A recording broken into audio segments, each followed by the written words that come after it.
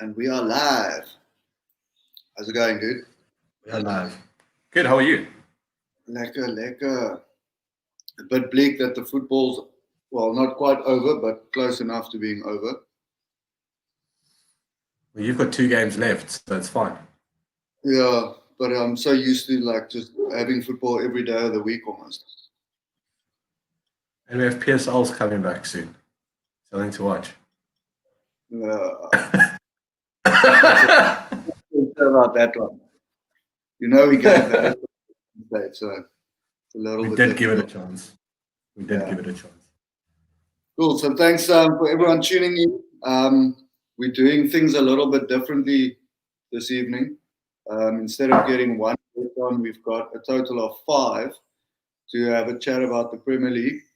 And we tried desperately to get all the big clubs.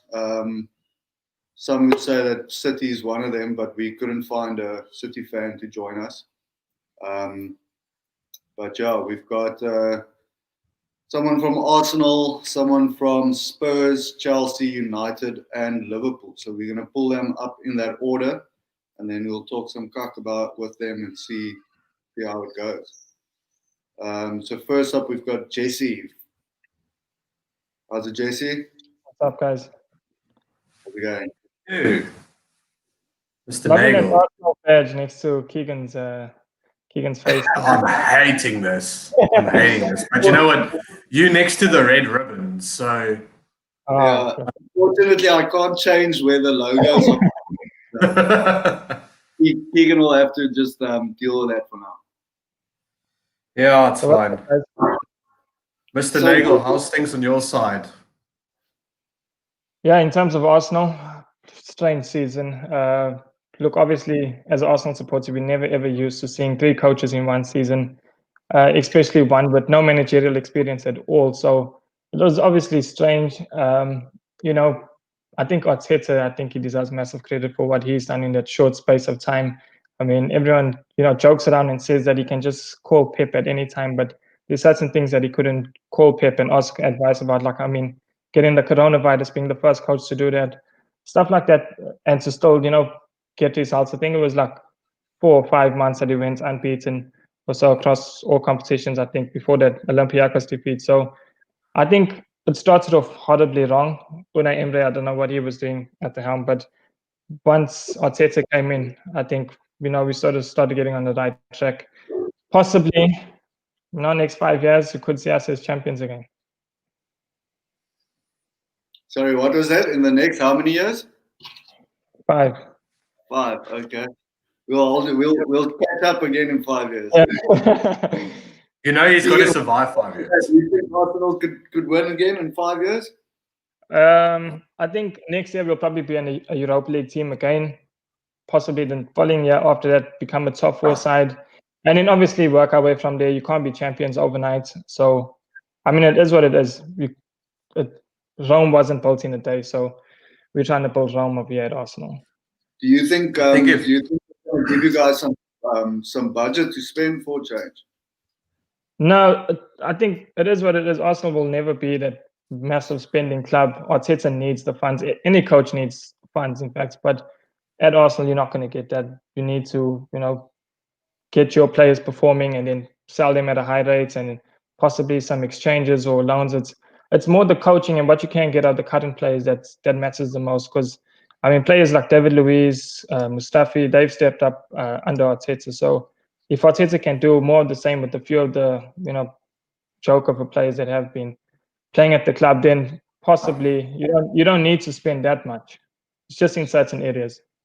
And what do you think? What's the story with Ozil? Personally, I would just keep him, let him run his contract out. It's a bit like the Alexis Sanchez one. It's hard to get rid of him. Like no one's going to pay the fee Ozil should be worth. So with his wages as well, it's obviously a huge factor. So you got to ship him off. You got to ship him off to like MLS or Qatar or one of the big paying leagues. But Ozil, I think he needs one more chance. I mean, he's frozen out now at the moment, but it's not like he was off form before the lockdown. So he was actually one of Arteta's key men since the year started. So you reckon he'll be given another shot next year? I don't know if he will, but I think he should. I mean, you can't just keep a player like that on the bench. And if he's willing to work hard and he's willing to put in a shift, then just play the guy. It's you can't if it doesn't work, then freeze him out like Guendouzi or whatever. But just give it a try. I mean, it was working somewhat so before lockdown. So, well, obviously we don't know what's happening behind the scenes, but for me, as an outsider looking in, I think just play him. Jesse, on my side, on Arsenal with Arsenal's current situation, obviously ending outside of Europe, and we all know that even if you end up in Europe, and especially Europa League sides, finding players doesn't becomes just that much more difficult. Especially finding players. Your recruitment has to be really specialized, and you really need to try and find that player that's willing to play for the club more than where the club is sitting right now. Do you think? Do you feel that Arteta has got that ability to do that, to bring those type of players to sell? Because it's a project at the end of the day. I mean, I'm a United fan, Ryan's a Chelsea fan, and these are all projects at this point in time. It's weird to think that clubs this size will become projects all of this time, but during recent years, it's become projects, and it's all about which project is a little bit more exciting than the other project right now. Do you think Arteta will be is able to go and find that key, those type of players that will do the thing, and will he be able to keep hold of those important players like Pierre-Emerick, and so forth? The Danny's of the world, but like even Lacazette. I mean, I see him as a big thing. I know he's in and out the side a lot of times at Arsenal, but I can see him being quite an important player. If you lose him, you don't really have someone to just step in and take that role. Yeah, I think the difference with perhaps a Man United or an Arsenal is that they're huge clubs at the end of the day. So, all the same players, they're human beings like all of us. They grew up watching the same type of football, and some of them supports those clubs. So attracting some of those names shouldn't be too much of a issue. I mean, there was David Luiz, Nicolas Pepe, Kieran Tierney, I think, Danny Ceballos. They all left the prospect of playing in the Champions League to join Arsenal. So, I mean, Paul Pogba left the Champions League to join Man United, who were in the Europa League at the time. So I think with huge clubs like that, they'll always have that, that knack for attracting big players. It's just, you can't do it for too long. I mean, I think Arsenal a few years now out the Champions League, so you can't be riding your luck as a big name club and just hope that's gonna work for the rest of life. So I think obviously there's two ways of looking at it, but in terms of keeping the big players, that's where it comes down to what are the coaches doing? How are they convincing the players? Now the project comes in. Is your plan, well executed so far, and long term, how does it look? Is a Pierre-Emerick Aubameyang at the focal points of that plan? So it's obviously a lot to consider. But in terms of attracting players, I think Arsenal, Man United, the big clubs, they'll always bring in the best of names and will always be able to, provided there's money to spend at the end of the day. So on to the next one. Where do you see? I don't think it's fair to say where do you see the squad next season, because obviously there's a transfer window, a lot can change and that. But what would you love to see as an Arsenal fan in the next few? Let's be honest, few weeks. I mean, I understand. What's it? 6-7 weeks till the season's back. What would you like to see from Arsenal in the next 6 to 7 weeks? Like in terms of players coming in, or just in terms of players coming in terms of do you know what the weird thing is? And sorry, all through we haven't even heard of what's happening with any preseason stuff. Yeah. I don't think there will be much of a preseason, to be honest. I think they'll do those similar warm-up games that they did for the restart. Behind the closed door situation. Yeah, they'll just get local clubs probably playing against. Yeah, so let's narrow it down. What would you like to see in the next few weeks coming from Arsenal side? And the second of all is, where do you feel they could end up if they get the players or the sort of personnel that they can get or need in the next few weeks? Look, for me, I think with William Saliba coming in next season, he's a centre back. We obviously need another centre back Tottenham. Both our fullbacks were injured throughout most of the season. So with Bellerin and Tierney now, but I don't think we really need to strengthen much there. Ceballos and Xhaka have been excellent. So perhaps another playmaker, Coutinho. I see we've been linked with him. I'd love Coutinho at Arsenal. And obviously, depending on what happens with Aubameyang and Lacazette, the big clubs are interested in them as well. So if we lose one of those players, you have to replace them with two players because they provide goals and assists. So you need someone to, supply the goals and the assists. So it's a bit like when we lost Alexis Sanchez, we replaced him with Mkhitaryan and Aubameyang because, Sanchez did everything.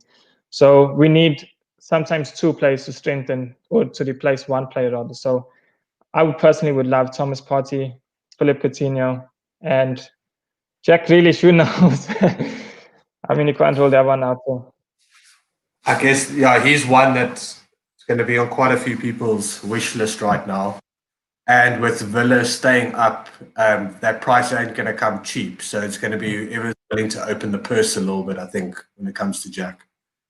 Yeah, and then also another centre back. I think if you can get someone, it doesn't really have to be a big name player like a Koulibaly or Upamecano or one of those names. It's just, just a new face there. I'm tired of seeing David Luiz and Mustafi and Rob Holding. So, and Kolasinac.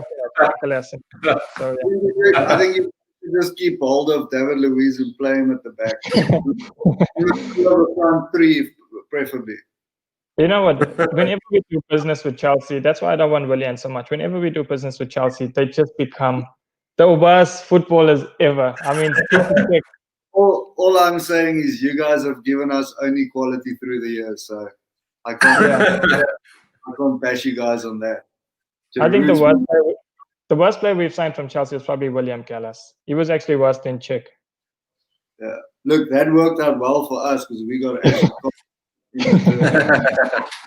we got Fabregas, which was amazing, and we got Giroud, which was amazing this season. I thought, especially now after the restart. So just before we let you go, Jason, you said off air that you are worried about the FA Cup final. What's your score prediction for that? When's it on Sunday? I think. Right? Yeah, it's on the 1st. So, look, everyone knows both clubs have a horrible defense, but I'm actually expecting like a low scoring, like tie. It could be like a 1-1 score, possibly extra time. I know you got Caballero, who's like an expert at penalty shootouts. So hopefully it ends before then. But yeah, I don't know why. I just got a strange feeling, and I think when I'm overly confident, we always lose. So I'm just playing it safe now. All right, cool. Thanks for joining us, dude. We'll maybe catch up with you again next week after the final. Yeah, cheers, man. All right. Cheers. Thanks for joining. Cheers. Cheers. Right. Next up, we've got Bruce here, who is a Spurs fan. So hey, hello lads. How are you? London club to another. You guys good? How are you, Bruno? Sorry, just before we start, did I hear Jesse say Arsenal are going to win the league in the next 5 years? Yeah, that's correct. Good grief! I think that guy's pretty discombobulated. Jeepers, I think he's confused there. Okay, in that case, Bruce, let's hear your counter argument of when Tottenham is going to win the league. No, never, but never. One thing I will say, one thing I will say about Arsenal though is next season I actually think they will have a pretty good season. Now with Spurs finishing 6th in the league, I'd rather us finish 7th. Like to me, Europa's just a waste of time going out of Thursday. Spurs often didn't win on a Sunday after a Thursday, so. I don't know. I think Arsenal not playing Thursdays, just focusing on the league and all that. I think they'll do well next season, actually. I mean, I don't think they're going to finish top 4, but I think they'll get close. Well, they could make Europa still if they win on Sunday. Yeah, okay, true. But I don't think that's going to happen in all honesty. Yeah, I think, as you said, with those two defenses, it could go anywhere. Yeah. I think the whole Europa thing for the English sides, they still haven't figured that out yet. I know they've given it extra incentive now that the winner goes straight, go straight into the group stage of the Champions League. But I don't think it's enough actually for the UK sides, for the Premier League sides just yet, because this Thursday Sunday situation, I would actually love to see the last 5-6 years what the Thursday Sunday results bring. What a Thursday night game brings on a Sunday. Yeah, well, that's exactly it. You're playing a different squad. Yeah, but I remember seeing a stat about, I don't know when last Spurs were there, probably 3 seasons ago, and they said we rarely won on a Sunday after a Thursday. So, I mean, Premier League are one of the few leagues that actually are willing to change games to avoid that type of fixtures. All the other leagues, they'll let you play on a Monday or Tuesday or whatever. Yeah. If you the Premier League need to look at that, huh? Yeah, and I know Mourinho, especially. I know when you were still at Chelsea, he always used to go on about that.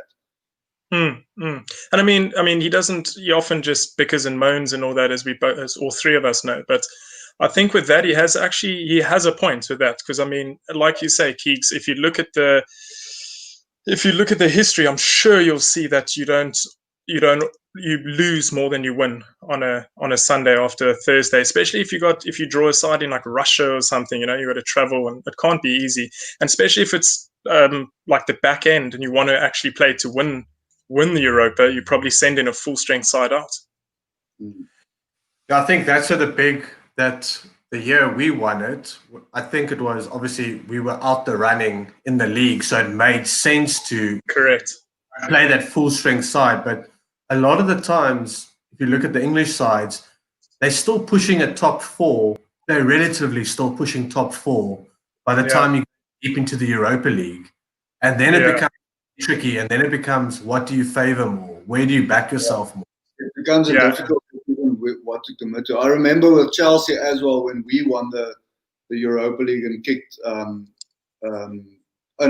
was the Champions League, and we kicked Spurs out. Sorry, that wasn't Europa. You try to get it in there. You had to get it in there somehow. I was actually interested to speak to you guys when you said that you want to have a chat and everything, because what I realized is that obviously the topic will turn to Mourinho when it comes to Spurs. And I was thinking all three of us have, had our time with Mourinho, being Spurs, United, and Chelsea. But I think Ryan had the better Jose, and we get in the back end of him. So I was interested to actually chat to you guys about him. Yeah, I think we definitely obviously got the better of him, but then we also sort of saw the start of his time when he left us. When he came back for you the second time, for sure. But I mean, I think we got the stale one. We started getting the stale one. Yeah, I mean, you've seen it all before.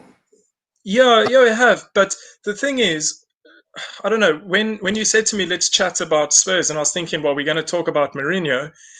The more I think about it, the more we just don't like his tactics seem defensive, and like anything goes wrong, it's that line of I can't speak, otherwise I'm in trouble, and that's so stale, that line. And then I started doing research about it, and this season, I mean, he came to us and we were 14th. Whether that is like a genuine 14th, or if the players stopped playing for Poch, is another argument altogether.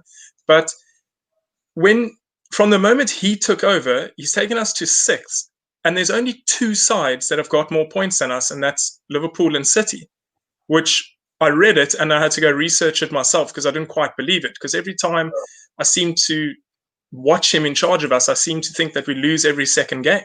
So, but it was true. We've got the 3rd most points. I made a note here that he's, according to, I also read today, he's only got a 45% win percentage with you guys. Yeah. But I mean, then he picks up draws and he gets the points. So that is the whole argument that I was thinking about this afternoon. Do you want a side who you enjoy watching play and play attacking, enjoyable football, or do you want a side who picks up points and potentially wins you trophies? And that's obviously, if it comes down to trophies, you want that. But at the same time, I want to watch a side that's that's You enjoy attacking watching. and playing enjoyable football like we did under Poch or even Harry Redknapp, or like Spurs have always had managers that are, you know, enjoyable to watch. Yeah. Spurs has always been, I think where it comes down to the fact that, and Ryan will see it as a knock, but I said Chelsea's never really had a style of football for me. Mm. Whichever manager has come in charge of Chelsea, it's his style that has sort of, been taken upon. Where I think sides like ours, Bruce, like Spurs has always been, Spurs is a team to lose 5-3 or 5-4. Exactly that. Yeah. Go forward. That's the Spurs that we know through the years. Same as United, though. United always have the quick wingers. Yeah. We were used to seeing a front three at United, or the 4-4-2 we played, but at stages you're attacking with 4 players, not really just 2 players. I mean, and I just think that I don't think his personality and his style is something that a lot of us enjoy, because our clubs we don't really see that in our clubs, and we haven't seen it in the past. And I think that your question is absolutely brilliant. The problem with that is, Keegan, I do agree with you to a point, but the thing with Mourinho is his style, if it works and he wins, people don't mind it. That's just how people are. As long as you're winning, yes and no. Fuck, it's a boring game, cool. And I'm not saying obviously you're purists and whatever. I'm speaking in a general term now. If he went to United and won the league with that style, people would have loved it. The same with Spurs, the same with any club. But the problem is he's not winning anymore. And I don't necessarily agree too much with that, because he did win the Europa with us. And yes, he was the first, our first Europa League title. But there were still many very disgruntled on how we, on the style of football we were playing. Even with that, I mean, Louis van Gaal won an FA Cup with us as well. And it was all about how we won that FA Cup, the style of football we played. I do think some clubs, it is got a lot to do with entertaining and what you're doing at your home ground. I think that's exactly it, Keegs. Like as you said, like Spurs have always hired managers that were willing to play the Spurs way. It is as simple as that. And United would hire guys who would play the United way. And if you don't play that way, then you must leave. And Poch was great. Poch was, I miss Poch. I'm pretty sure all Spurs fans would want him back. And then, when you hire Mourinho, you just think, okay, well, maybe he's learnt. You always think maybe he's learnt. And he brings the same. He might try something new. Yeah, he might try something new. Yeah, he just doesn't. Here's a good question from Turks, guys. Asking Bruce if you think that the game has just evolved past Jose's style and tactics. Yeah, Turks. I mean, it must have. It must have. Because if you think about that, he hasn't really changed his tactics since that really, really good Chelsea side, which I think that is about 2002 to 2004, I guess. I mean, they were brilliant, but he had Makelele in front of his back four. He had Drogba up front. He had the spine, I think, of Cech, Terry, Makelele, Lampard, and Drogba. So he was fine. Where he can't play it. I mean, even that United side he took over there was no huge names. They weren't like a world-beating side, and the Spurs don't have a spine at all. So I think if he's got the players, any tactics could do. But if he's got terrible players, or at least average players, I don't think his tactics are going to work. I really don't. The problem that I have with Mourinho, that's now obviously come to light more than in the past, and I've spoken with Keegan about this before, and it's not just him. There's a lot of other managers, actually Van Gaal as well, seeing as Keegan mentioned him, and even Antonio Conte when he was at Chelsea, is they all have their style of play and this fixed formation, and that's all that they do. So I'm going and all of those guys, they get figured out eventually. Either they get figured out, or they don't have the players to pull off that formation. To play it. So I'm going, surely as a manager that's being fucking paid so much money, you can adapt your style of play to suit the team, even if you're going, look, I'll change it for this season, and then in 1 or 2 transfer windows, I'll get the players in that will suit my style. Yeah. But I just think it's so lazy of managers to just stick with their thing and just hope for the best. And the problem is with that, though, a lot of managers don't get that 1 or 2 transfer windows to wait. Like I mean, it must be just the craziest job to be in. If you fail for one transfer window, then you're gone. And I mean, like, I agree with you about the players to do a certain thing, because since Pep's come, and he is adamant that they have to play out from the back, they have to pass their way out the back, and then you see other teams trying to do it because everyone wants to be like City now, and sides just can't do it. Arsenal's actually a very good example of it. They seem to be adamant that they want to play out of the back and often get it wrong. So yeah, like you say, I think a good manager will be a guy who can see the players that he's got and work out a certain tactic for those players. Bruno, going into the next bit of Spurs, and we can move on topic of Mourinho slightly, is going, where do you see Spurs needing to really spend a bit of dosh or needing to strengthen in the upcoming season? We know that everyone has said Poch ran that squad into the ground, and fair enough, he had a few years with them, and they played his style of thing of football, and yes, players do have cycles at clubs if they've been pushed a certain time. But the new Mourinho era, what do you see that the club would need in the next? We were talking earlier, Jesse, 7 weeks or so. Yeah, you see, the thing is, like actually before signing players, what I would actually like to see is, well, Kane needs help. I mean, there's no doubt about that. That oak has been run into the ground for as far as I can remember, and there's no backup to him. Every time he gets injured, and he's getting injured more and more now because they overplaying him, then we try play with like a false nine. We try play with Moira or Son or somebody in his place. But the problem I have going back to Mourinho is that we've got that 18-year-old, we've got Troy Parrott. That's a young guy, and Poch was slowly trying to get him into the side, and now Mourinho's come, and that whole time Kane was injured, he didn't get a single game, he didn't play, and people are like crying out for him, and he's just not playing him. So I would actually like to see, before signing, well, obviously we must sign players, but I'd like him to give the likes of Sessegnon at left back a go, Parrott maybe a go against lesser sides. I mean, Mason Greenwood's a prime example of that. That guy's a superstar already, and he's only been going for a couple of months. Like, who says that can't happen with other 18-year-olds at clubs? So yeah, I reckon we need a left back if we're not going to play Sessegnon, because Davies is okay, but Rose is gone out on loan. He's at Newcastle. Vertonghen's left now. So it's they're in need of a player. I think also Spurs need like a hard guy in the middle, like in front of the back four. I mean, Dyer, like, he's a bit, I don't know, his head can go and everything. I saw we were linked, and like, forgive me for not pronouncing this guy's name, but the Southampton holding midfielder, Holberg. Oh, yeah. I mean, we've been linked, and they say, yeah, we're probably going to get him. I mean, that is the most uninteresting thing. I mean, that's just like a classic Mourinho signing. That's just, yeah. So I mean, that looks like we're possibly getting him. Someone that's tall, 6 foot, anything under 6 foot, Mourinho's type of thing in the midfield. Who I'd actually love and would never get, who I would absolutely love, but we'll never get him, is actually Matic. That guy is looking superb the last month or two. I think he's looking so good.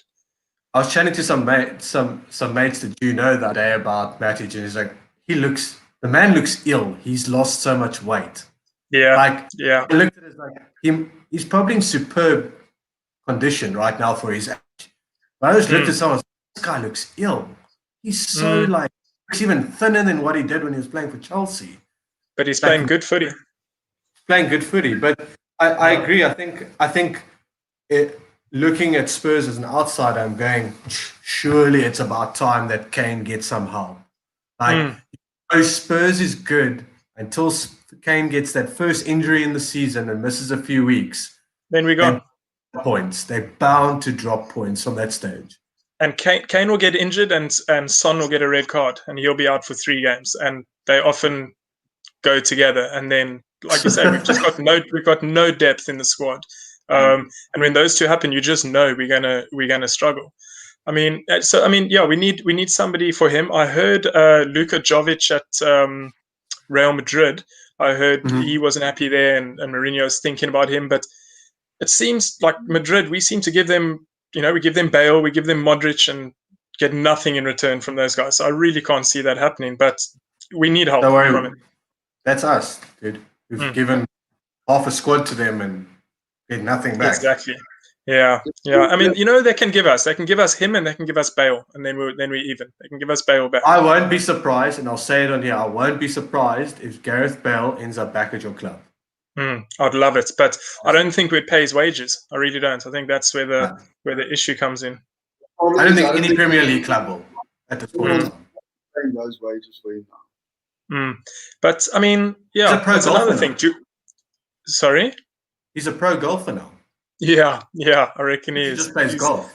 And he sleeps on the touchline at Real Madrid. When he's just that's ridiculous. Yeah, I'd love to have him back. Also, it's another thing. When you get to a certain amount of wages, I'd rather play football. I'd rather take a massive pay cut and rather just play. And even though it's a pay cut, but you're still earning crazy money. Yeah, that's my point. When you get to that amount, what's the difference between 300 and 200 or 150 and 100? And you find that for like 3-4 years now. So. Yeah, I'd rather just go back to a club that I played football at. So yeah, and also then lastly, I think Ryan, you'd be able to help me with where this guy's at. But Willian, has he signed on or not? Because I'd love him at Spurs, and I think Mourinho could get him. Yeah, as far as I know, they are in talks with him. I personally don't see us letting him go just because of how he's played, especially post lockdown.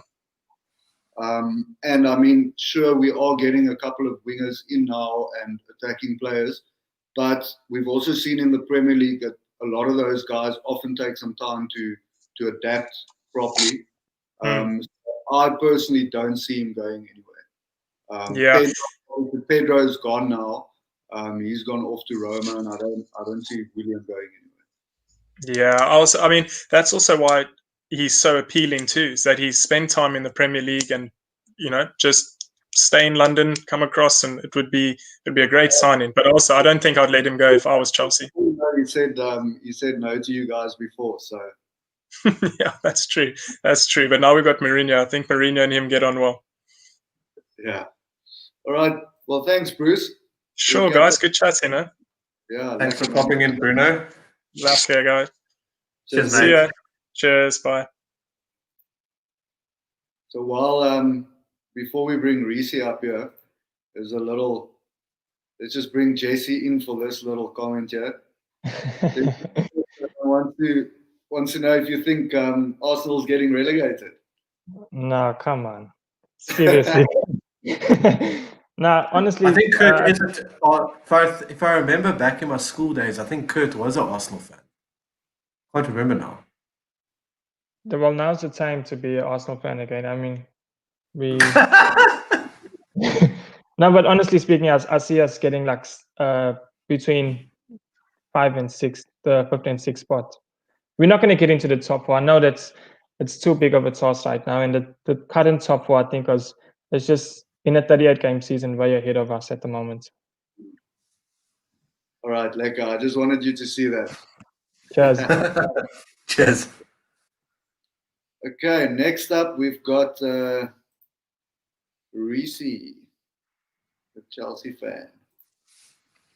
Hello. How's it, Reese? How's it going? Hey, guys, I'm not going to be here as long Take that as... top off your... Listen, I like the logo next to your head, man. We said earlier, unfortunately, I can't. Fortunately, I can't move the logos around. So I think the next one you need to move. Yeah, no, I don't the United logo, so it's fine.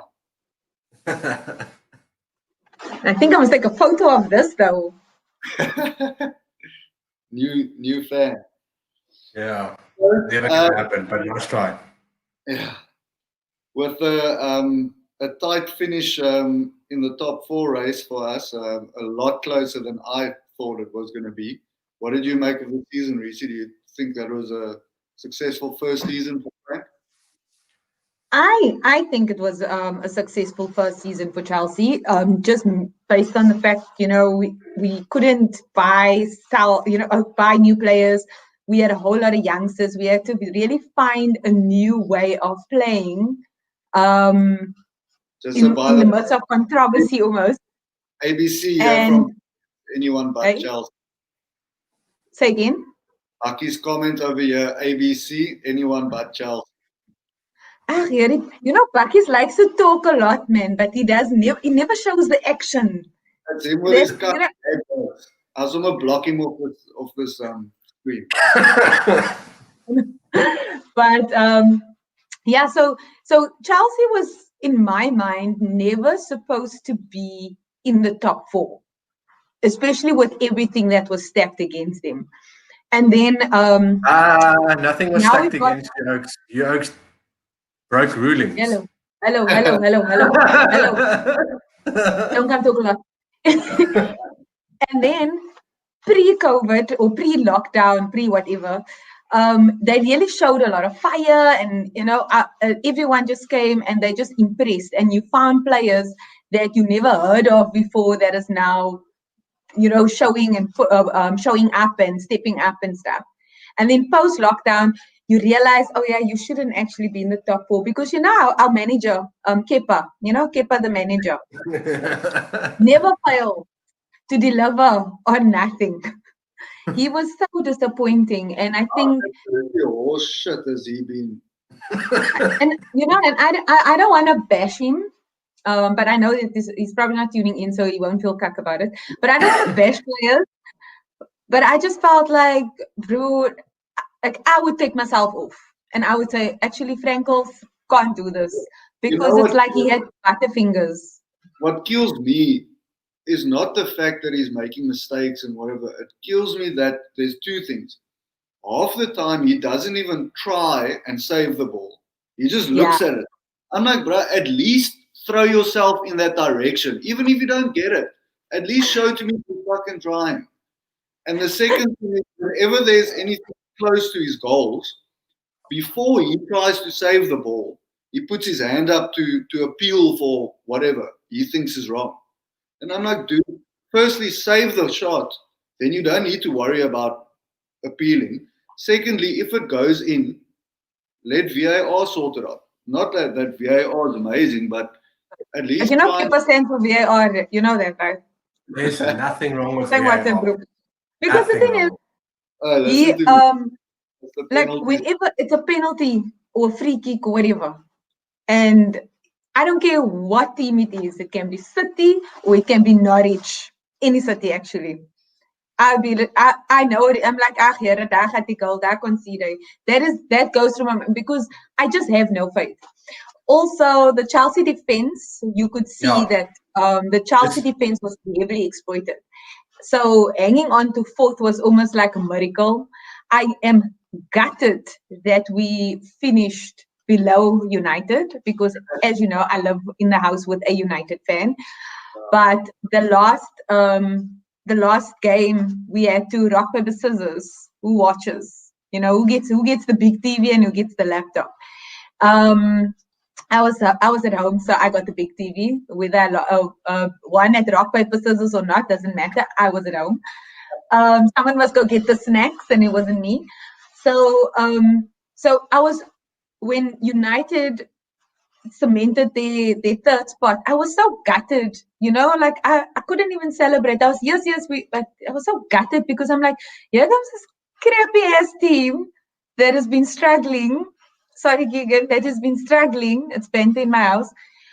But they also had quite a few of their players step up and completely overshadow the shitty players.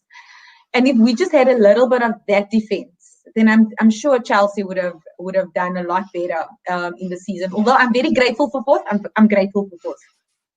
Yeah, I think the big thing, you're talking about defenses and goalkeepers. I think we're both sitting in sort of the same situation, both of our clubs, where, okay, we have a bit of a more experienced goalkeeper making mistakes. But I think a lot's got to do with, and I have this argument a lot with like guys in our football team and our football groups and stuff like that. I say it's very easy to blame goalkeepers for mistakes and for goalkeepers to look out of place, especially when they don't trust what's in front of them. And I do feel at United, a lot of our mistakes defensively is because overcompensating, always expecting the people in front of you to make errors.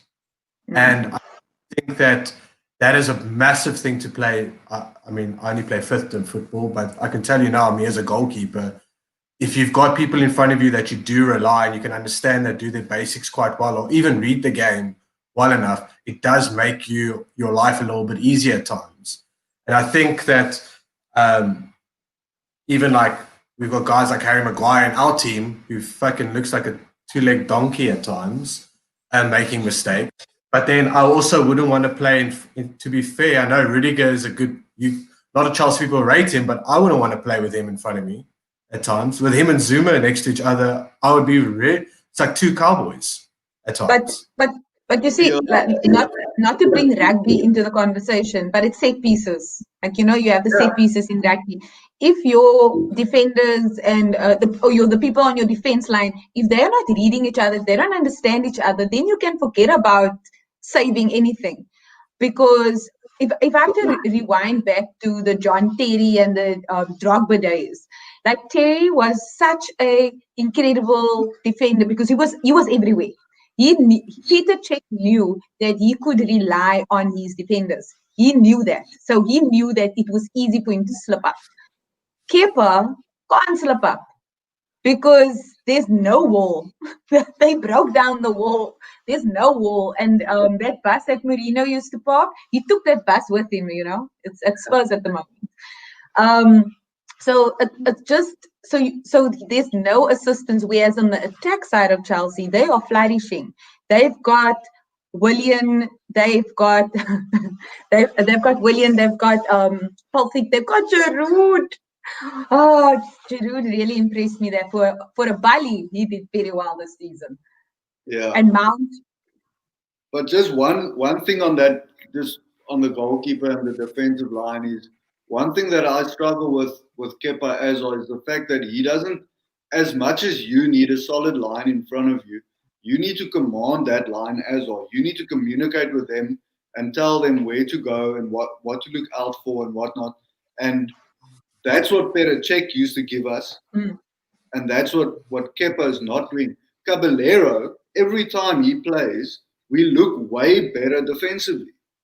No, I agree completely. But isn't it because those defenders, you must understand one thing, isn't it because it's a kid behind a bunch, like a Rudiger who's a World Cup winner, and that it's a different, Caballero is a more experienced goalkeeper. Don't you think that has a lot to do with it at times as well? Because you better check and you have John Terry in front of you.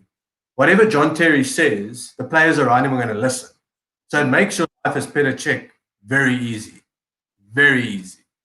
So I look at it that way. Listen, I think both of our goalkeepers have a lot to blame and a lot to think about this year. But it's just, you find that, I'm telling you now that if you have better defenders. Body language and stuff from Kepa, it just looks like he doesn't give a fuck. But his captain is right there. I don't know how many times, I can't remember how many times I saw SP on the field, to be honest. I don't think I saw him more than 10 times. But his captain is right there. And it's almost like he doesn't give a shit about the captain, the more senior players, the junior players, the manager. So I don't know. So just going, not dragging too long. Chelsea next 7 weeks or so. What you'd like to see from Chelsea? Obviously, you guys have done quite a bit of business already, so probably I personally don't think you'll see Chelsea doing too much business. No, I think because I read somewhere they sold Morata and Hazard for 155, and they've now spent 160. I don't think they are going to overspend. I don't see Chelsea signing anyone else, to be very honest. And knowing Frankels, he's also going to want to work with what he has, because he's literally gotten people to fill gaps that he has, because there are people leaving and he needs people to come in. And then he's not the type of person that's going to leave people on the bench to bloom for like 5 weeks.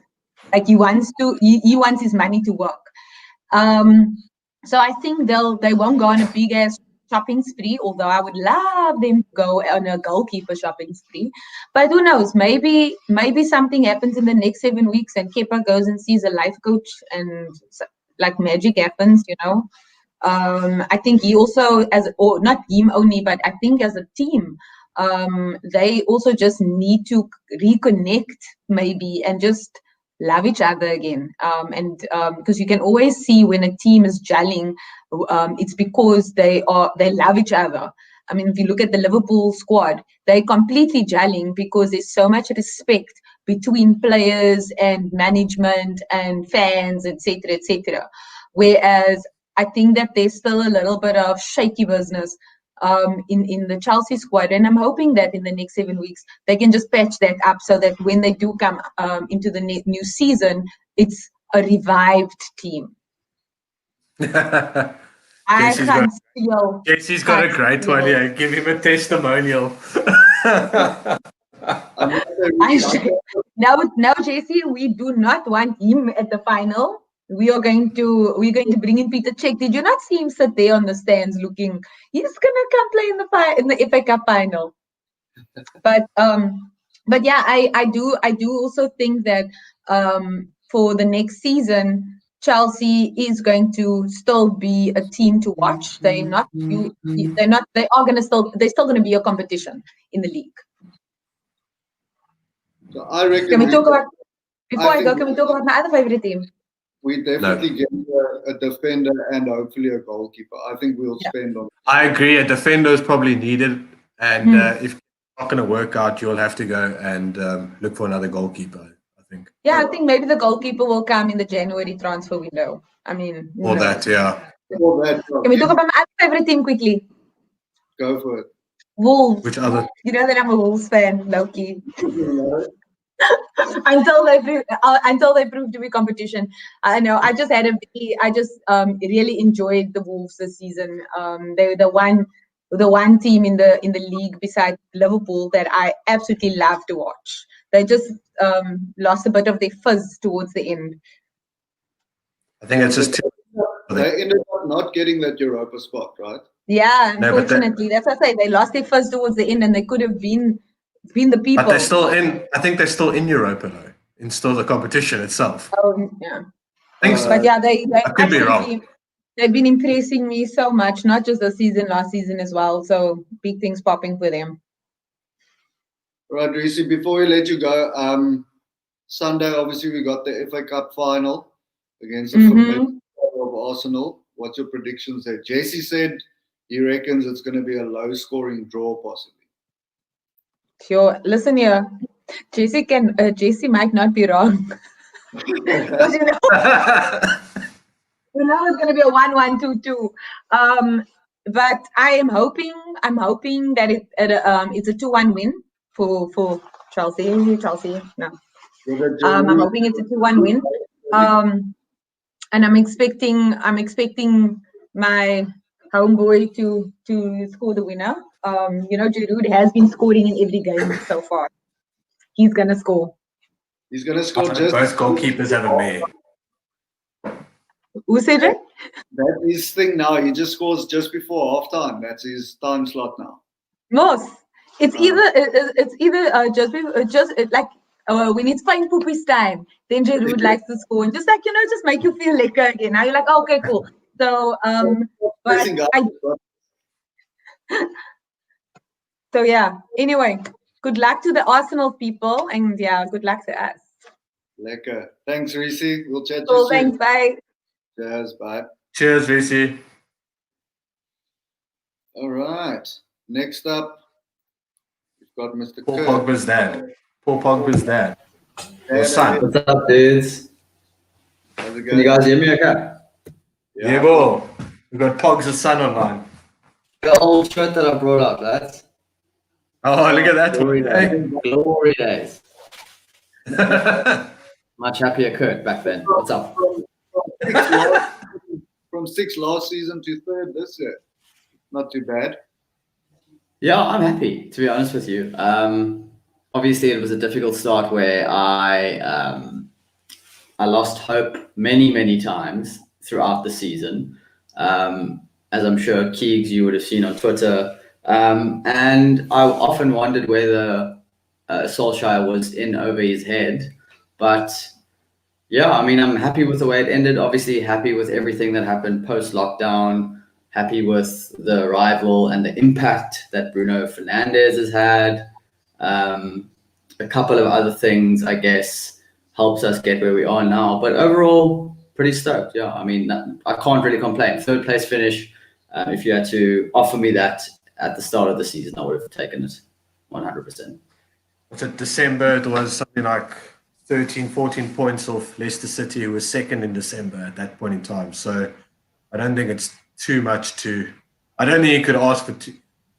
Asking for more would be pretty impossible. No, and look, Keys, and I think you might agree. Well, I don't know if you'll agree with me, but for me personally, like there were times throughout the season, even when we weren't picking up points, when we were maybe leading and then conceding and drawing a game and throwing 3 points away, or when we were drawing and throwing a game away and not picking up any points. There were times where I still appreciated the football and the idea more than getting second place under Mourinho, winning a Europa League under Mourinho, winning a FA Cup under Louis van Gaal. That you guys touched on that earlier.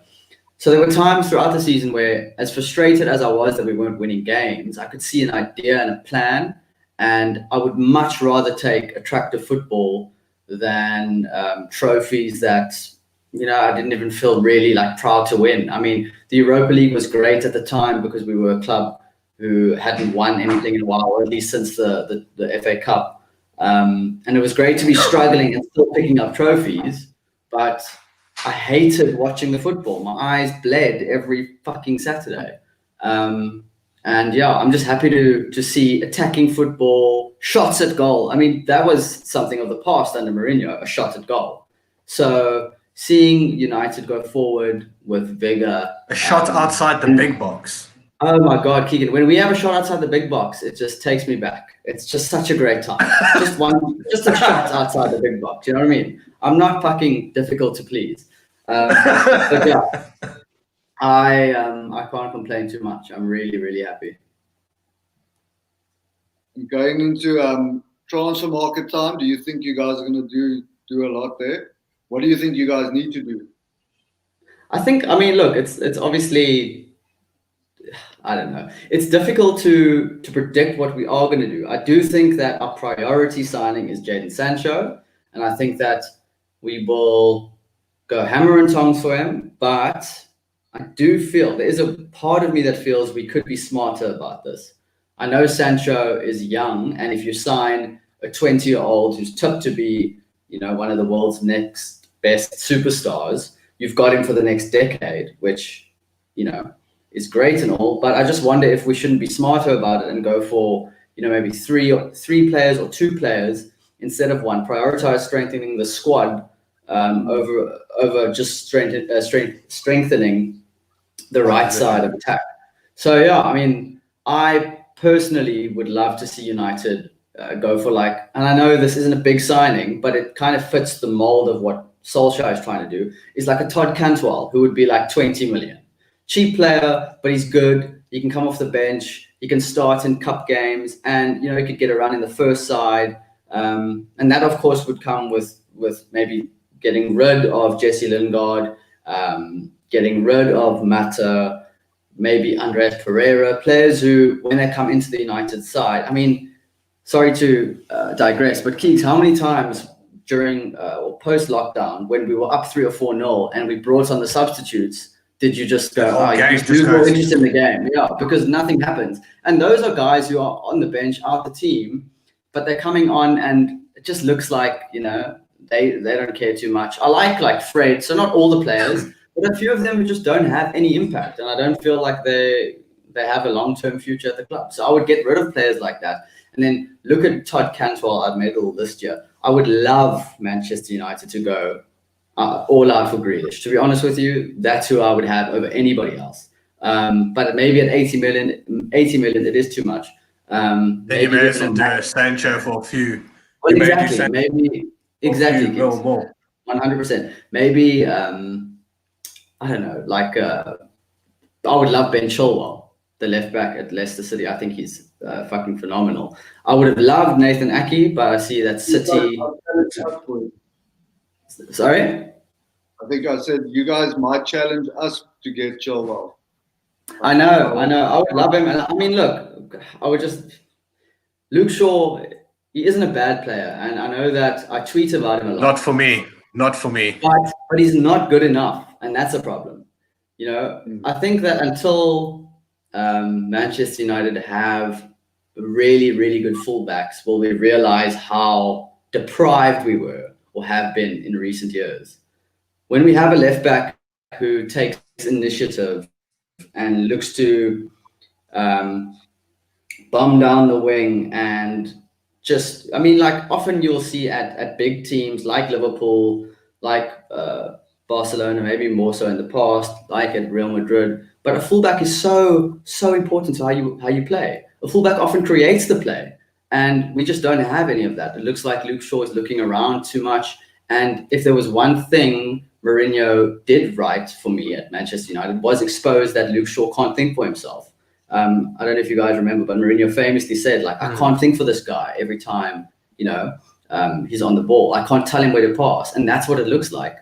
I just don't trust him at all. I would love a player like Ben Chilwell to come in there.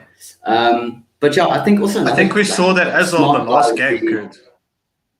I think we saw that in the last with Luke Shaw. I think we saw in the last game with Brandon Williams coming into that final game. You know the youngster, he's still a kid.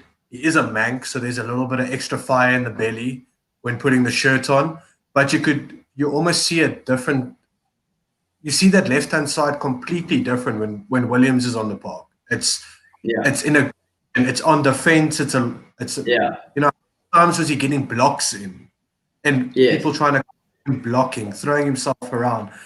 Yes, we probably biased because he's young and he's a young Manc, but it just that left-hand side looks different when he's around. Now imagine. Yeah, I don't think Brandon Williams is a long-term solution. I think that. Like you see it with so many young players, they come in and they're exciting, and you probably just give them a lot of leeway because they're young. So when they make a mistake, you're not too harsh on them. And I think that we see that with Brandon Williams, and it will probably just fizzle out like it does with many, many young players who move on to go and play at a smaller Premier League club or a championship side. Listen, he could very well become a full Neville or something like that. Someone that plays the odd exactly, game. And that's the future I would see for Brandon Williams probably. Like is somebody who's versatile enough to play on either side of the fullback position, and he's brave and he is young and he's hungry and I like him. And when he came in, for me personally, you saw a huge change, like you just pointed out at left back. When he gets on the ball, he takes initiative. He doesn't need to be told what to do. And that for me is a huge plus. So whenever Luke Shaw is out of the side, I look forward to watching Man United. I know it's a little harsh. Before we move on, here's a quick question from Bucky's.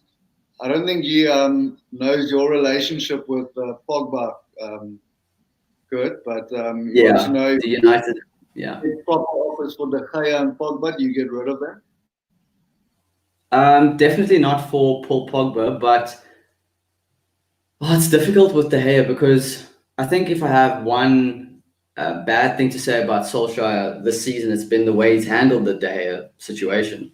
I think that De Gea should have been dropped a long time ago, but he is only 29 years old, and you know. Yes, he's been out of form for 2 years. That's a long time. But our squad's been out of form for 8 years, and he's been the one performing. Exactly. And so you've got to give him time. You've got to give him that loyalty that he had for us. And I just feel like it would be a bit of a knee-jerk decision to sell him because he could easily go somewhere else, and he's 31 years old and go on to be again the best goalkeeper in the world. So I wouldn't do it. I think that he should have been dropped, and he potentially could still be dropped, maybe for Romero. I don't buy into the Dean Henderson hype yet. I'm also not jumping on that bandwagon. He's had a good season, but he's too young to be. You know, I think maybe a team like Chelsea or another English team could take him off our hands, and he could go on to have a great career. Fair play to him, but it would be way too early to be replacing De Gea with. I think he's 23 years old, with a 23-year-old goalkeeper with one. It's easy to play for a club. So it's easy to play for a club when there's no expectation. That's a great point. Exactly. At United, you know, you're not going to be afforded the same luxury of when you do make a mistake. Nobody talks about it. Dean Henderson's probably made a mistake or two this season, but none of us know about any of them. De Gea makes a mistake, and it's front page of the paper every week. You'll have no chance to find his feet. Well, exactly. So, no, I wouldn't sell either of them. Definitely not. That's my answer to that question. Definitely not. Definitely not Pogba. For sure. He's key to how we want to play going forward. And Keegs, I think we've spoken about it a bit, but Bruno Fernandes, what's been your opinion? I mean, I know everybody's only had good things to say about him, but what's your opinion? Do you feel any differently or? Not at all. I do think the last 3 games he was absolutely freaking knackered, playing every 3 or 4 days. And I think, but I think a lot of players in our squad, it just showed the last 4 games showed the lack of depth we had. So well, exactly, and it was very risky from Solskjaer to be playing the same team week in and week out, because when you do bring in somebody new, they don't have any match fitness and any form to pick up on from. So it was really, really risky, and you saw that with you could see he doesn't trust you can see he doesn't trust the people on the bench, because it would be the same substitutions. The last few minutes would be Agallo, Fred, and Max Sauce, because it's the only 3 he trusts, really.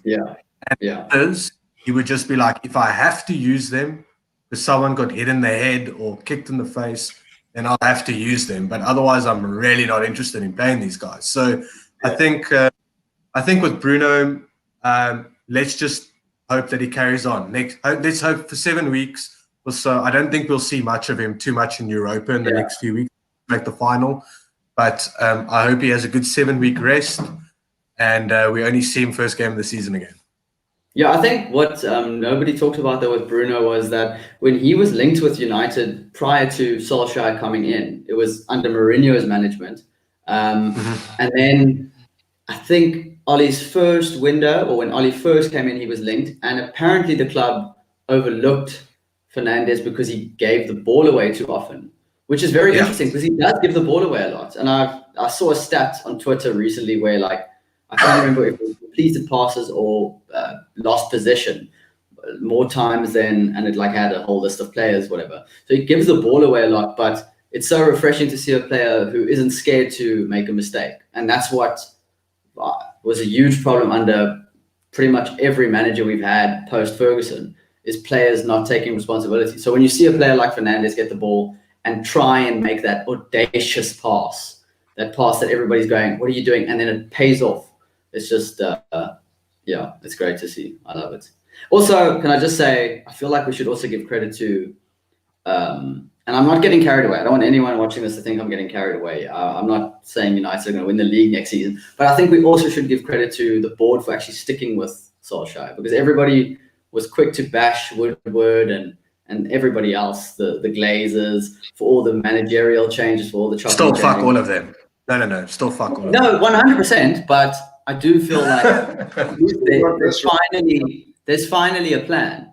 And it finally looks like they are willing to give a manager time. And fuck, man, this is what happens when you do that. You see improvement over time. It's not a... 1 week, it's not gonna happen. 2-3 month project. Yeah, exactly. I agree with you. Okay, before we let you go, where do you see you guys finishing next season? I think more or less around the same spot. I think fourth, third wouldn't be I think it would be a good season. especially if we had like a decent run in the Champions League. I don't think I mean, like I said, decent run. I'm not saying semi-final, but I just believe that the most important thing now is consistency. We don't want to see Man United get any worse. That would be disappointing if we've dropped to 5th, 6th, or if we lost a few games early on next season at the start of the season. I would really be fucking furious, to be honest, because like even this season we lost 4 of our first 12 games. I'm sorry, we had only won 4 games in our first 12 Premier League matches, which was like bitterly disappointing because after years and years of trauma, you know, to start the season so poorly is really, really fucking disheartening. So I just hope to see us around 3rd, 4th, maybe 2nd next season. Just get some consistency. I don't see us winning the league. Maybe no. Let's not even entertain that idea. Sorry. Yeah, let's not get too carried away. We just got to 3rd. Yeah. But we will, Curti, thanks for joining us as Cool, guys. always, and we will chat. We will chat Champions League with you, and we will chat Champions League, Europa League, because there are still some there. Cool. Cheers, boys. Okay, cheers, dude. Cheers, Bagger. All right. And Do we play? We are the champions now, or something like that now. I should have organized that. Some say we How's it, keep guys? the best for last. Something Oh like yeah, that. yeah. No, that's the saying as it goes. So I suppose I was We thinking about created a either guard of saying, honor for you. We created a guard I of can honor. see that either side of me. Yes. Thanks, guys. Huh? Better than the Man City one that we got. Yes, but And I was- they gave you one, but I they know, made yeah. for it. We just spoke before that, and Ryan told me it's like you better not get a hiding, and we ended up getting a hiding. So Oh, look, at Yeah. least you got the trophy, so that's all that matters at the end of the day. yeah, we got over the line, and look, it wasn't the best of run-ins after the lockdown period or the pause period, but we managed to get there. Fell short of 100 points, but ask any Liverpool supporter, they don't give a shit. We got the league, that's all we wanted. No record or whatever that was there for breaking mattered to us in the end. No one remembers those, I can promise you. Yeah, no, true. I think we had 103 or something at one stage. No one remembers when that was. No one gives No. a shit about points actually in general anyway, because like people Yeah. even about 66 points is the least amount a third place team has ever got or whatever. But who gives a fuck? Because the league, that's how the league played out that year. Yeah. Exactly, So- yeah. You That's still the record last year with Liverpool, who any other year with the same amount of points would have won the league. But you can't go on that because someone got more points than you, and that's how it goes. Yeah, no, that's definitely it. But yeah, as I said, it's a good feeling. So glad to get it off the back, as they say, the monkey off the back. So just getting back to this, hello Mia. Getting back to the form after the restart. Well, not really necessarily the restart, but after the winning the trophy. Is that something that worries you a little bit going into next season or not? Yes and no, because you remember we lost Henderson in that game, and a lot of people say he does nothing for the squad, because he doesn't score goals, not on the assist sheet. But I think he holds that midfield together. He commands the team from the front and the back. So it was clearly lacking, especially in the Arsenal game. So we've got to look at that area of the pitch if Henderson's not available. I mean, Gini is a good guy, but he's more attacking going up front. And we just need a bit more stability. There needs to be someone to pick the hand. We know Virgil's the second in command, but we saw some mistakes from him against Arsenal as well. It didn't make us look very bright over there, even though, everything was sealed up by then. It's still a bit embarrassing. You don't want to see mistakes like that happen. Yeah. And then just looking at the squad, and obviously they've had 2, successful years, but also very hard and difficult years and long seasons going deep into competitions and obviously playing with a high intensity. What do you think the chances are of, or do you think it's a concern that you guys might suffer from fatigue going into this third season of this type of intensity? Yeah, even with the shorter break coming up, I mean, I know we're out of the Champions League and basically most of the players on holiday now, but Klopp likes to start training but early, and we know his training is quite intense. So looking at the players, I hope they had enough rest during the pause, but yeah, it is a bit of a concern, especially for the main squad players. You know, our front three or back four, the likes of Virgil, Gomez, and all those guys there. Especially, you know, we saw when Robertson wasn't playing for us as well. There was a big hole in the back there. So yeah, it is a bit of a concern. And also, if I'm just going to touch on transfers now, we see that they're bringing in more of the youth. So I don't think they're going to be looking at the market that much. So it's time for the youngsters to step up there. And look, it's going to be a bit shaky for them. We saw that already. So maybe in time to come they could reach the level, or not the same level as the first team, but somewhere around there. I think I think you hit the nail on the head. I think when it comes down to transfers and that, it'd be interesting to see what type of money Klopp does spend, or the club spends. I think, because I mean, there's been quite a lot of over the past few seasons, there's quite a bit of cash injection that it's gone into the club, and obviously you've had that little core of good young talented players coming through your academy, that your Brewsters, and that it's gone out on loan and things like that. And it'd be interesting to see which one of some of those guys actually come back now, and actually get a good knock in that first team. Something that I guess what the Solskjaer's done with the likes of Greenwood and the Brandon Williams, even if they're not starting every week, but they're solid enough to come off the bench and give you a few minutes, every single Premier League game. I think that's probably key for you guys right now, to get that, and not having to go in and bring too many big names, because it just becomes a headache on who do you play which week and who do you keep happy and who you got to let go at the end of the day. Yeah, look, it's a nice headache to have, being able to rest your star players, especially when your youngsters are playing well. I mean, look, Brewster's been doing phenomenally when he's out on loan now. I mean, that goal he scored the other weekend was sublime. was a cracker. Yeah, I think that was the same day we played Chelsea, and it was the game before that. And I saw that, and he's like, maybe he wanted to be part of the trophy celebrations as well, showing Klopp what he can do. But yeah, I mean, even the likes of Neco Williams and Curtis Jones, we've seen already. They are picking their hands up slowly, and it's good to see. And what's good about them is they're coming to the academy where Klopp's got a big part to play there as well. So that high intensity training is already in them. So when they move into the first team, it's nothing new, and they already know what the manager wants from them. And hopefully they just transfer it onto the pitch.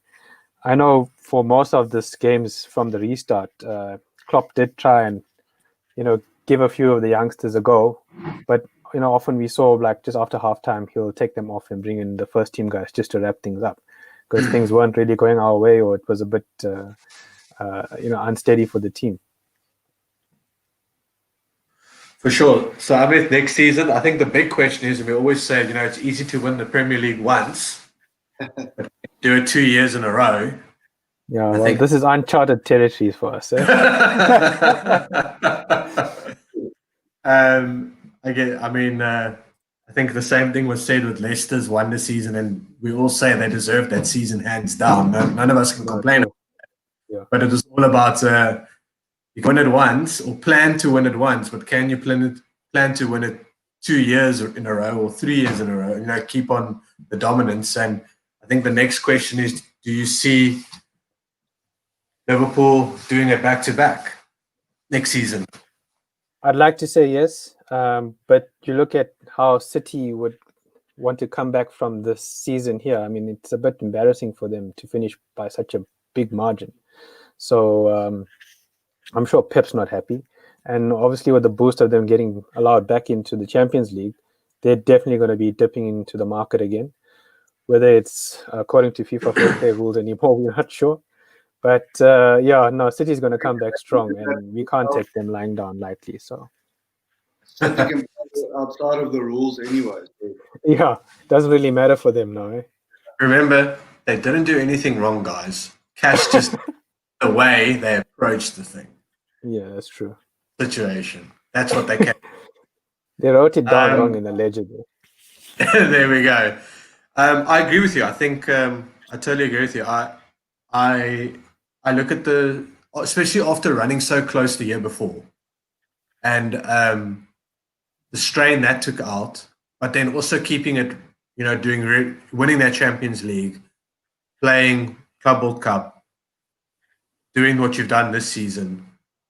There's been plenty of football for Liverpool over the past few months and last 18 months, let's say. I think that's probably going to be the biggest task is to see if that back-to-back can that squad keep it going. I agree with you. I think City are going to go out absolutely firing in the transfer market, and you can bet your bottom dollar that they will spend another 300 million or 300 or 400 million. So you're not 3-4, got to put zeros behind their spendings.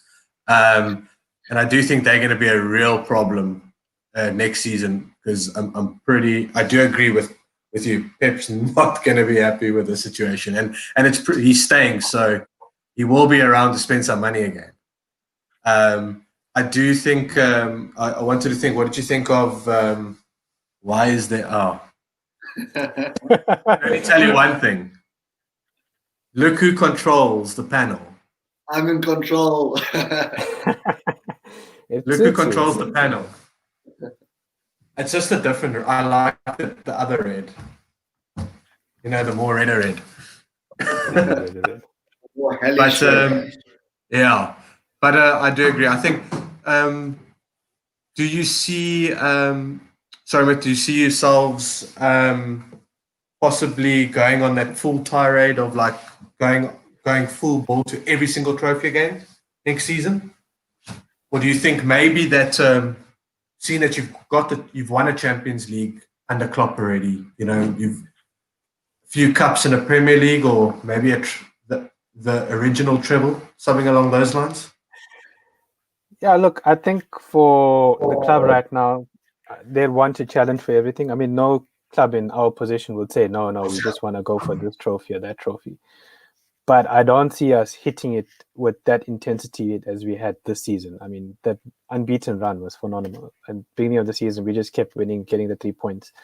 But we were, after last season, getting 97 points and not coming second, I think that just spurred the players more to, do better this season. And if there wasn't a break in play, who knows? We could have maybe got over 100 points going down the line. But yeah, look, I'd like to see us again challenging for the Premier League. Champions League is always nice to get. I mean, Liverpool and European nights just go hand in hand together. But maybe Klopp will be eyeing the FA Cup too, because that's one that's eluded him so far. Awesome. Wally, any more footy stuff? No, I think I'm good for now. I think we can have a little chat about that. We'll do a little switch around. So Amit, for those of you that are tuned in, is also our F1 man. And we've had quite a bit of F1 since our first podcast. We were supposed to do one last week, but we ran into a few troubles. So we said we'll just throw a little in here this week. Amit, so if we do a quick little wrap up of last three races. First race, super exciting. Yeah. No, that first race was brilliant. Hey? I think all of us, any F1 fan that watched that race, thought if every single race was like that for the whole season, we're going to be in for a cracking season. But then slowly but surely the Merc dominance would be set up with Lewis at the helm again. But yeah, that first race, I didn't even expect anything from Ferrari, and how Charles Leclerc got his car into second place. Okay, Lewis did get a penalty again to make him drop down places, but we're seeing some exciting stuff. I'm quite surprised with the other teams like McLaren. Okay, Racing Point, there's a few copy-paste question marks there. Yeah. we might hear more about that during the season as it goes down, because I'm sure other teams are still not happy. I mean, we saw Red Bull putting in appeals left, right, and And center. they are investigating them officially now, right?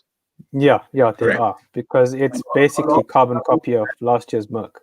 How long is something like that supposed to take, do you reckon? They didn't really put an outline to when or how long. Yeah, it's a bit difficult because obviously they're taking the car around now, and the FIA need to study that car carefully. And I think what they're doing from now is just videos and pictures comparing it to the Merc. Then they obviously have to get down to the nitty gritty of the engines and the aerodynamics. So it could take a while. Yeah. Look, I'll tell you one thing. Obviously, I haven't seen the inside of the car, but I've seen photo comparisons, and it is pretty much identical from what I can see. Yeah, I think everyone can admit that. But when it comes to F1, there's so many small, things in the diffuser here, there that could change the car's dynamic. So we'll have to wait and see. Here's a question from, a comment from Quentin. Enjoying the rise of McLaren once again. I must say, I quite agree with that. Yeah, no, well, as you guys know, I didn't speak. I was in a meeting with Lando Norris a few weeks ago. I like to put that in there again. But, It was after our podcast, by the way. Yeah, it was actually, it was the 2 days after the podcast. So, maybe sorry? Maybe he was watching and then he was like, oh. Yeah, he did mention, he's like, I saw you on the Pundits podcast, so I just wanted to ask you what's going on. No, it's good. I mean, we all grew up knowing about McLaren. I think it was McLaren Honda back then and McLaren Mercedes after that. So it's very nice to see the team coming up strong again. I mean, they've got Lando there and Carlos at the moment, so they're doing pretty well for the team, and especially Lando. He's a very exciting driver. A lot of us got to know his personality a bit better when he was doing the e-racing, the esports, online sports there. So I think we've grew closer to these guys now. So when we see them actually racing, we sort of know more about them. He loves the final lap. That too, geez, that first race, I don't know where he pulled that out from. Even Lewis, the whole of Mercedes were like baffled where he pulled that lap out. It must be interesting to be Carlos Sainz at the moment, because now they're doing quite well, and Ferrari came. What did they say over the weekend? We can only expect a proper car in 2022 or something. Yeah, they put that tweet out, or that one of the. Fucking hell, if I was a driver that just signed for them for next season, I wouldn't be too stoked about that. Yeah, I'm sure Sebastian is smiling quite coyly now because he's not stuck with that shit for another 2 years. But it pains as a Ferrari fan to see that. As I said in our first podcast, they're one of the richest teams in the sport. They've got their own wind tunnel. They don't have to hire these things. They've got so much research and development, but yet they come up with stories like this, and you can't imagine what's going on there. It's amazing how the fans accept it.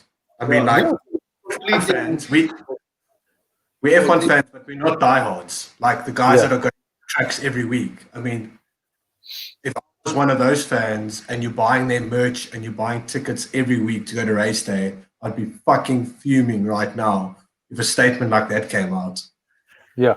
I mean, the Tifosi is diehard. I mean, I ran into them in Abu Dhabi when I went to go see a race there, and they go to like minimum 10 races a year. So they're flying around the world, spending money, dropping, on merchandise, tickets, hotels, flights, you name it. And for them to hear something like this, it's just probably devastating.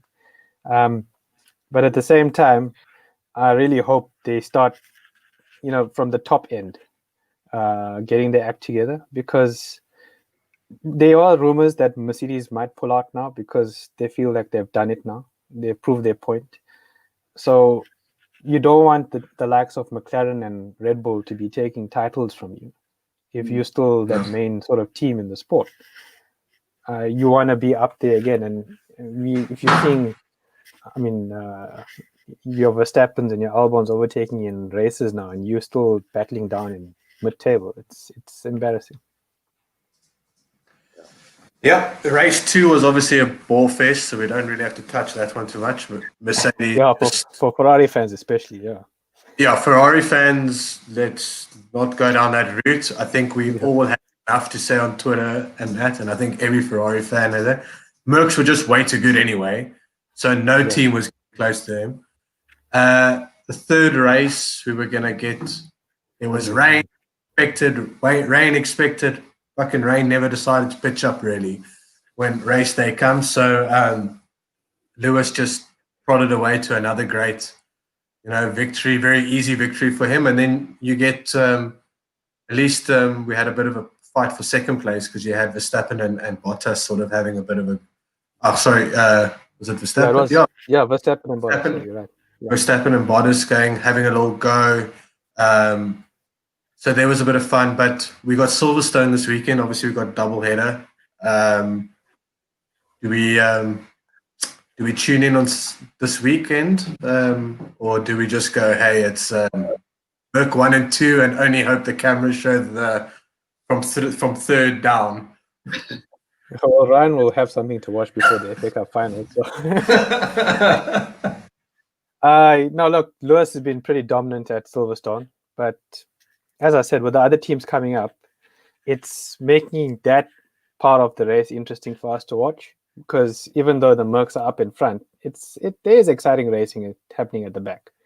So, in that sense, we can just ignore who's going to win and enjoy the rest of the guys at the back. Yeah, they've Merc have dominated that track over the past few seasons or few years. And hopefully this time round, if this Sunday is exciting, then the follow-up race is also exciting. Not like I think that's what we need. Yeah, we said that about Austria as well. The first race was pretty exciting, and the second race was a bore. So I don't care. As long as we get one exciting race, that's all that matters for fans in general. But it'll be interesting to see. Lastly, they added a few new races.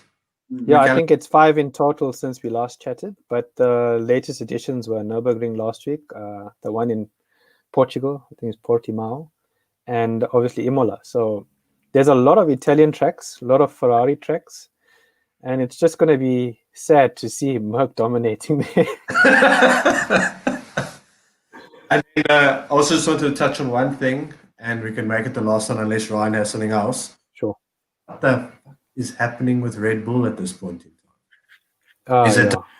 Is it a car problem? Is it a mechanical problem? Is it a driver manager problem? I mean, it looks like a complete dog show at this point in time, and it's tough to say that because Red Bull are normally got their shit together, and it's normally run like a well-oiled clock. And I do know there's the new engines and all that stuff, but yeah, it's a bit of a mess at the moment there. Yeah. Now, look, I think the past few seasons they were battling with their engines, and they finally got that sorted out.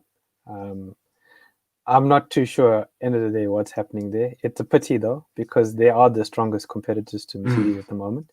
We need them to be strong.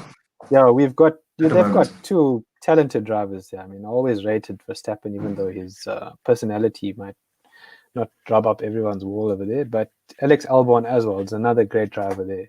So if they get their car sorted, it'll be very, very nice to watch. But as you say, we don't know what's happening there. Maybe they need to do a few prayers before the weekend. We just going like everyone's going, if they get their car sorted, if they get that, but the Mercs are just continuing winning. So even when someone gets the car sorted, it's going to be too late at this point in time. Yeah, no, look, I mean, in terms of speed and I don't think anyone can touch Merc. We saw that from testing in Barcelona earlier this year. Again, it's just whoever's making up the pack. And I think that's why the rumors did start. I mean, Merc know they've done it now.